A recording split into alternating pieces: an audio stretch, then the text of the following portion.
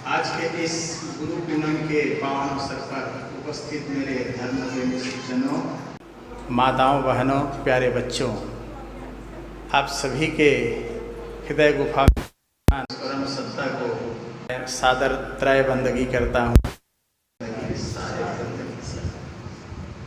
मेरे लिए आदेश हुआ है कि आज के इस पावन पर मैं कुछ कहूँ। यहाँ सारे विद्वज्जन बैठे हुए हैं जो समाज के पथ प्रदर्शक हैं और मुझ एक संसारी जीव बोलने का अवसर कर ये निर्देशित किया है कि आप कुछ कहें। मुझे संकोच हो रहा है कि मैं आपके बीच में क्या कहूं, लेकिन आदेश का पालन करना मेरा फर्ज है। इसलिए सबके बीच एक छोटा सा निवेदन रखने का प्रयास कर रहा हूँ। साथियों, आज का ये जो गुरु पूनम का पर्व है वो गुरु के प्रति श्रद्धा समर्पण का ये पर्व है। भारतीय सनातन परंपरा में गुरु का स्थान जो है सर्वोच्च है। हम सभी अभी पूर्व वक्ताओं के मुखारबिंद से इसका श्रवण कर रहे थे। प्रतिवर्ष ये आयोजन होता है अपने इष्ट के प्रति एक समर्पण का भाव। साथियों, हमें ये जो जीवन मिला है वो एक निश्चित समय के लिए मिला है। जो सांसें हमें मिली हैं वो मृत्यु की सांसें, उसका हम किस रूप में खर्च कर रहे हैं ये अवलोकन करने का विषय है। ऐसा लगता है अभी तो हमारी भी क्या हुई है, अभी तो हमारी जिंदगी बहुत बाकी है, लेकिन शरीर की इस नश्वरता के बारे में इसकी कोई गारंटी नहीं है कि हम कल का सूरज देख पाएं। एक छोटी सी कहानी के माध्यम से मैं अपनी बात कहने जा रहा हूँ। चूँकि मुझे 5 मिनट का समय मिला है और समय सीमा में इसे पूरा भी करना है। गांव का एक भोला भाला किसान, उसके मन में जिज्ञासा हुई शहर घूमने की और वो चला शहर घूमने के लिए। तो शहर में चकाचौंध भरी दृष्टि जब पड़ती है उनकी तो बड़ा आश्चर्यचकित होता है कि मैं किधर जाऊं किधर ना जाऊं। चलते चलता है, बहुत बड़ी बड़ी इमारतें, और एक जगह पहुंचा तो बहुत भीड़ भाड़ था वहाँ पे। लेकिन उसको ताज्जुब हुआ कि लोग इधर जा रहे हैं, वापस आ रहे हैं, लेकिन उसके हाथ में कुछ सामान दिख नहीं रहा है। वो तो ये सोचा था कि शहर में सामान खरीदने के लिए ये लोग आए होंगे। वो भी गया उस भीड़ में, पता चला कि वहाँ सामान नहीं बिक रहा था, बल्कि एक शहर के जाने माने वकील का दफ्तर था, उसका ऑफिस था। लोग वहाँ जाते थे और वकील साहब से सलाह लेकर के उसका फीस पटा करके वापस आते थे। उसने कहा कि भाई मैं भी आया हूँ शहर में, तो मेरे को भी कुछ मिल जाए। वो गया, वकील साहब से मिला, बोले मुझे भी कुछ सौदा लेना है और मैं देहात से चल कर आया हूँ शहर में सौदा लेने के लिए। वकील साहब बड़े मुस्कुराए और बड़े प्रेम से उनको बिठाया सामने में कुर्सी में।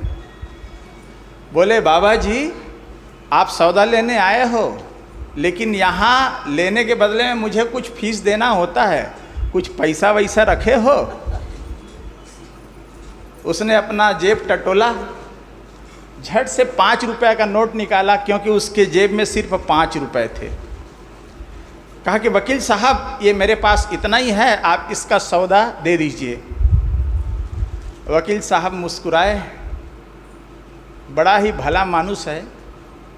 उसने एक छोटे से कागज़ में कुछ लिखा और लिख करके एक लिफाफे में बंद करके उसको दे दिया, अब जा सकते हैं आप। उसको लगा कि आज तो मैं शहर में आके एकदम ठगा गया, मेरा 5 रुपये का 5 रुपया गया और ये वकील साहब जो है मुझे कुछ नहीं दिए। लेकिन उन्होंने जाते जाते ये कहा कि इसको ईमानदारी से पालन करना। अच्छा बाबा ये बताओ, आपके घर में कुछ आसपास में या घर के बच्चे कुछ पढ़े लिखे हैं? उन्होंने कहा कि हाँ ठीक है, मेरा एक लड़का पढ़ा है। तो बोले जाओ घर में उसी से पढ़वा लेना और ईमानदारी से पालन करना। वो घर में आया पछताते पछताते, कहाँ कहाँ फंस गया, आज मेरा 5 रुपया चला गया, 5 रुपया चला गया। अब घर पहुँचा तो घर वालों को भी बड़ा इंतज़ार था, शहर से आ रहे हैं तो कुछ लेके आ रहे हैं। देखा तो एक लिफाफा, बच्चे को कहा पढ़ने के लिए, तो पढ़े तो उसमें 2 लाइनें लिखी हुई थी, काल करे सो आज कर, आज करे सो अब, पल में परलय होएगी, बहुरी करेगा कब। बेटा बोला कि पिताजी आप तो एकदम ठगे गए, इसको तो हम प्राइमरी क्लास में पढ़े हैं किताब में।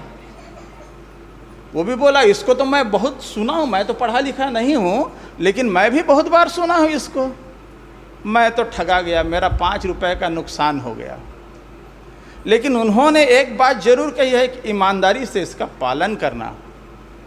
समय था फसल कटाई का, मिंजाई का। उनका खलिहान जो है दूर में था और खलिहान में फसल रखी हुई थी ढेरी, तो उसने कहा कि इसका प्रयोग करके देखना चाहिए। घर के बाल बच्चे बेटा बहू जो थे वो कमाने वाले बोले कि अब शाम हो गई, अब यहीं पर ड्रॉप करते हैं, कल इस फसल को ले जाएंगे। बुजुर्ग ने कहा कि नहीं, इसका प्रयोग करना है। इसमें कहा है काल करे सो आज कर और आज करे सो अब। कल जो करने वाले हैं इसको आज ही करना है, नहीं चाहे कुछ भी हो जाए, इसको आज ले ही जाना है। सारे लोग जो है अनमने मन से उस फसल को बोरी में भरे और बैलगाड़ी में लाद करके घर में ले आए। रात 12 बजे तक काम चलता रहा। फसल आ गई घर में और फिर उसको व्यवस्थित करके रात में सो गए। रात का समय था 2-2:30 बजे, घनघोर तूफान, आंधी और हवा तूफान के साथ खूब मूसलाधार बारिश हुई और किसानों के जो फसल है वो भी बाहर में पड़े थे, उनको भयंकर नुकसान हुआ। और बारिश ऐसे चली कि लंबे समय तक।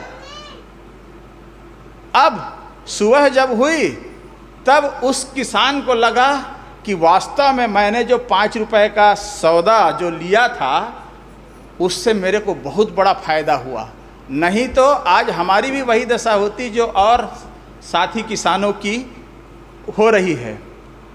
साथियों, ये एक कहानी छोटी सी, कोई ज़रूरी नहीं कि ये घटना घटित हो।